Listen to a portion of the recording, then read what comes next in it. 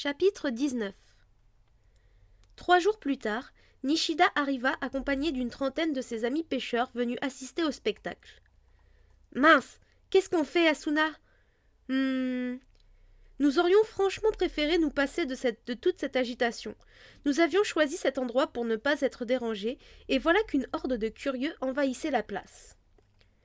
J'ai une idée, déclara Asuna en recouvrant ses cheveux d'un foulard et en enfilant une veste un peu trop large pour elle.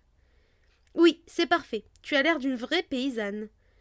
Je dois prendre ça comme un compliment? Mais bien sûr, quant à moi, personne ne me reconnaît sans mon équipement. C'était une journée chaude pour la saison. En arrivant aux abords du lac, nous aperçûmes une foule qui commençait à se rassembler. « Ha ha ha! On a eu de la chance, il fait beau !» s'exclama Nishida en me tendant la main pour me saluer. Monsieur Nishida était plus actif que je ne l'avais imaginé. Il devait certainement être un bon cadre dans sa boîte. De bon matin, il avait organisé un concours de pêche qui conférait au lieu une ambiance bon enfant. « Bien, il est temps de passer aux choses sérieuses, déclara-t-il en se dirigeant vers le lac, sa canne à la main. Mon regard fut attiré par ce qui se balançait à l'extrémité de sa ligne. Un lézard d'une taille peu commune, à la peau luisante rouge et noire, certainement venimeuse, se tortillait vigoureusement. « Berk !» gémit Asuna en avisant l'animal et en reculant de quelques pas. Je n'eus pas le temps de demander quel genre de proie nous allions attraper avec ce vif, car Nishida avait déjà empoigné fermement sa canne et s'apprêtait à la lancer. Il prit une profonde inspiration et, d'un geste maîtrisé, il catapulta le lézard aussi loin que possible. Le reptile s'enfonça dans le lac, dans une grande gerbe d'eau. Le gros avantage de la pêche dans SAO était que le résultat ne se faisait pas attendre longtemps. Au bout d'une dizaine de secondes, l'on se voyait gratifié d'un poisson, ou pas. Nous nous concentrâmes sur le fil en retenant notre souffle. La canne oscilla 2 ou 3 fois, mais Nishida ne réagit pas. « Ça mord, Nishida, ça mord !»« Non, non, pas encore !» rétorqua le pêcheur. Puis tout d'un coup, la canne s'arc-bouta, forçant Nishida à rassembler toute son énergie pour ne pas lâcher. « Maintenant !» Le fil de la ligne tendue au maximum vibrait comme une corde de guitare. « Ça y est, il est ferré! À toi de jouer, Kirito !» Je lui pris la canne des mains et je tirai de toutes mes forces. Bizarrement, elle ne bougeait pas d'un pouce, comme si l'hameçon était coincé sous une enclume. Je me tournai vers Nishida d'un air interrogateur quand soudain tout le fil se déroula et disparut dans l'eau à toute vitesse. « Ouah !» m'écriai-je en cramponnant fermement la canne. Le pourcentage de force utilisé dépassa légèrement le mode habituel, et je m'enquis de la robustesse de l'équipement auprès de Nishida, qui me répondit d'un air confiant. « C'est du très bon matériel, tu peux y aller franco !» Je libérai alors toutes mes forces jusqu'à faire plier complètement la canne qui prit la forme d'un U à l'envers. Lorsqu'un joueur augmentait de niveau, il pouvait choisir d'améliorer sa force ou sa vitesse. Un manieur de hache comme Agil optait logiquement pour la force, tandis qu'une utilisatrice de rapière telle qu'Asuna privilégiait la vitesse. Pour ma part, j'avais décidé de développer les 2 paramètres, même si la vitesse restait mon domaine de prédilection. Bénéficiant donc d'un niveau substantiel en matière de puissance, je pris l'avantage dans cette épreuve de lutte à la corde. Lentement mais sûrement, la mystérieuse proie approchait de la surface de l'eau. « Ah, je commence à le voir !» cria Asuna en pointant son doigt vers le lac. Les moins craintifs s'avancèrent vers le lac, dont le centre commençait à former un tourbillon. Je tirai le fil avec plus d'ardeur lorsque brusquement tous les curieux, y compris Nishida et Asuna livides, s'enfuirent dans un même élan, me laissant seul et désorienté. J'allais me retourner pour les rappeler, mais le poids que retenaient mes mains disparut brutalement, me faisant tomber à la renverse. « Tiens, le fil a cassé ?» m'étonnai-je tout bas en me précipitant vers le lac. C'est alors que, dans un formidable bruit, la surface de l'eau se transforma en un geyser argenté. « Ah ! Kirito, attention !» me cria Asuna, qui s'était réfugiée avec les autres à bonne distance du plan d'eau. En un instant, je compris la situation et j'eus comme un mauvais pressentiment. Je me retournai lentement. Un monstrueux poisson se tenait debout devant moi. Plus précisément, c'était un mélange de poisson et de reptile, une espèce d'énorme coélacanthe à 6 pattes qui me toisait méchamment. Toiser était le terme approprié. puisqu'il devait bien mesurer 2 mètres de haut et que sa gueule, qui aurait pu gober une vache d'un seul coup, se trouvait juste au-dessus de ma tête. Une patte rouge et noire, aisément identifiable, était coincée entre 2 crocs acérés. Un curseur jaune apparut dans mon champ de vision lorsque ses yeux, gros comme des ballons de basket, rencontrèrent les miens. Nishida disait que l'esprit du lac lui ressemblait différent des monstres que nous avions l'habitude de croiser. Je ne vis pas la différence, c'était un monstre dans tous les sens du terme. Je reculai prudemment, puis fis demi-tour et pris mes jambes à mon cou en décuplant ma compétence de vitesse.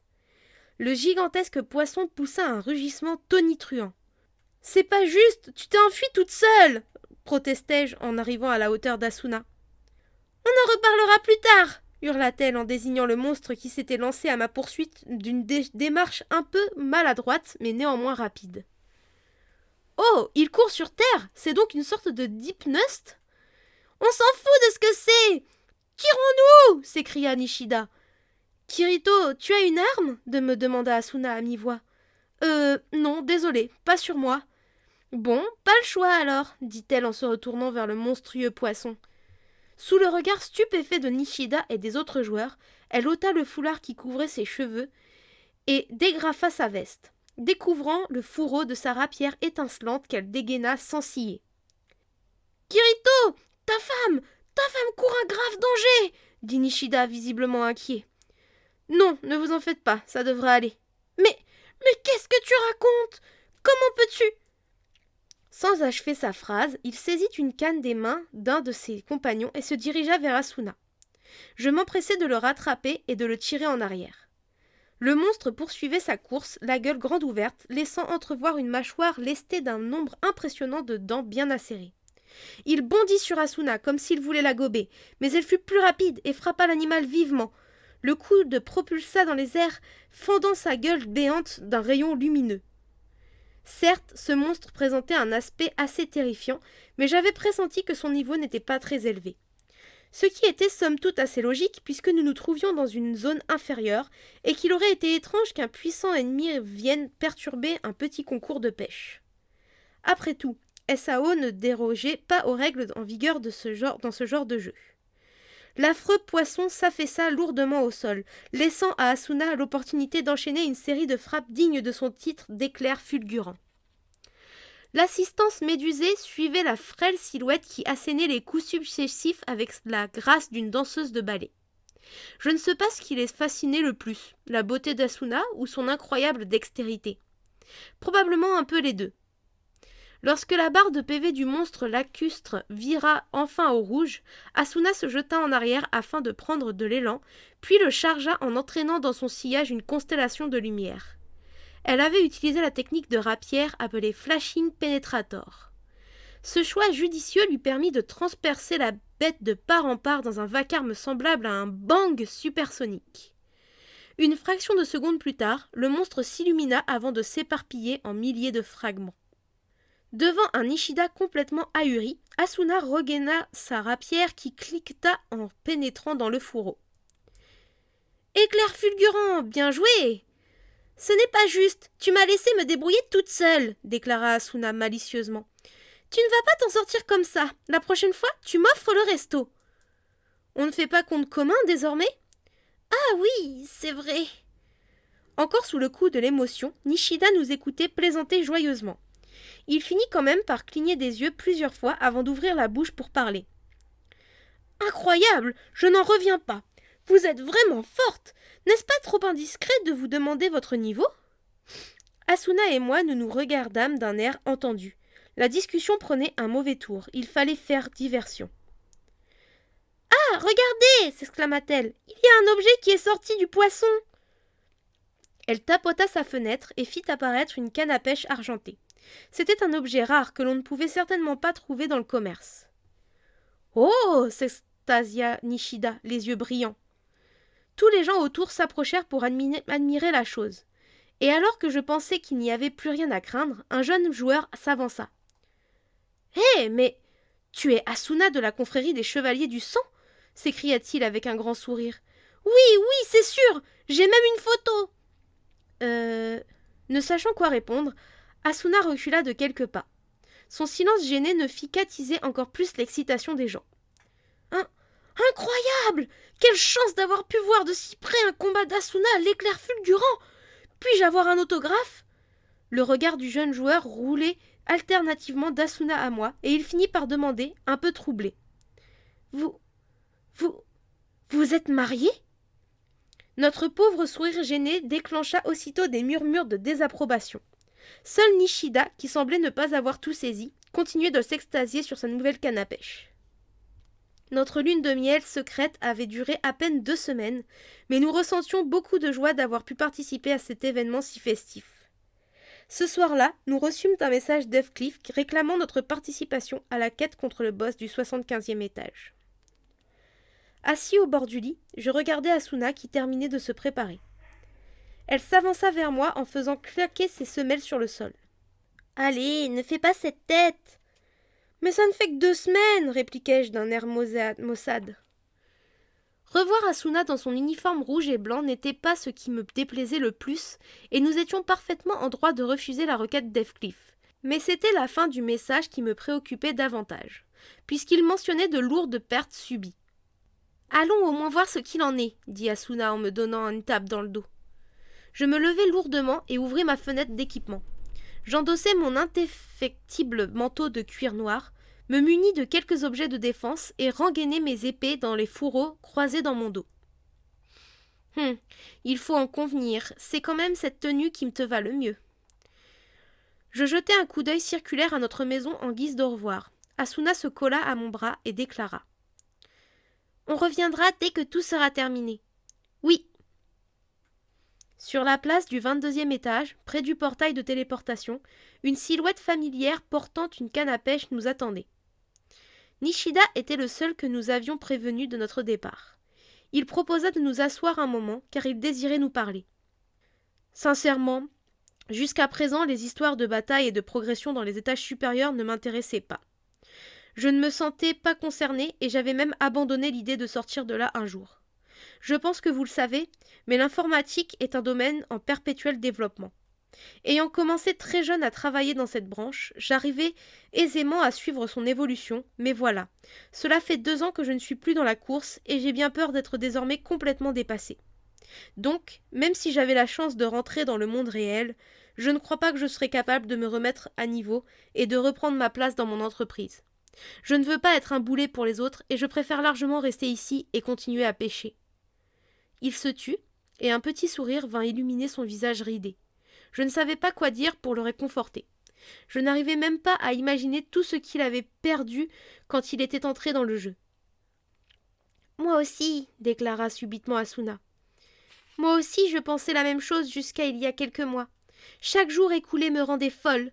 J'avais l'impression que ma famille, mes amis, mes études, bref, que toute ma réalité se brisait définitivement. Je pleurais tous les soirs. Et puis, j'ai décidé de devenir forte pour terminer ce jeu, et je me suis concentrée sur le perfectionnement de mes compétences. » Je la regardai stupéfait. Elle croisa mon regard, me sourit et poursuivit. « Il y a environ 6 mois, je venais d'être transférée en première ligne, et j'allais rejoindre le labyrinthe lorsque j'ai aperçu une personne qui se prélassait sur la pelouse d'une place. J'étais contrariée, car elle avait l'air d'avoir un bon niveau de compétence. Je me suis approchée en protestant. « Si tu as du temps à perdre, va donc explorer le labyrinthe !» Elle se mit à rire doucement, en couvrant sa bouche avec sa main, et reprit la parole. Cette personne m'a regardé dans les yeux et m'a dit « C'est le jour le plus agréable de la saison. Ça serait vraiment dommage d'aller s'enfermer dans un labyrinthe par un temps pareil, non ?» Puis l'homme a tapoté le gazon à côté de lui et m'a exhorté à venir m'allonger. « Non, mais quel toupet, je vous jure !» s'indigna Asuna en rigolant. Perdue dans ses pensées, elle s'arrêta un instant avant de continuer.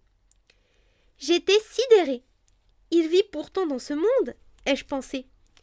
Il y avait donc des gens qui profitaient aussi de leur vie dans ce monde, sans se soucier de perdre une journée dans le monde réel.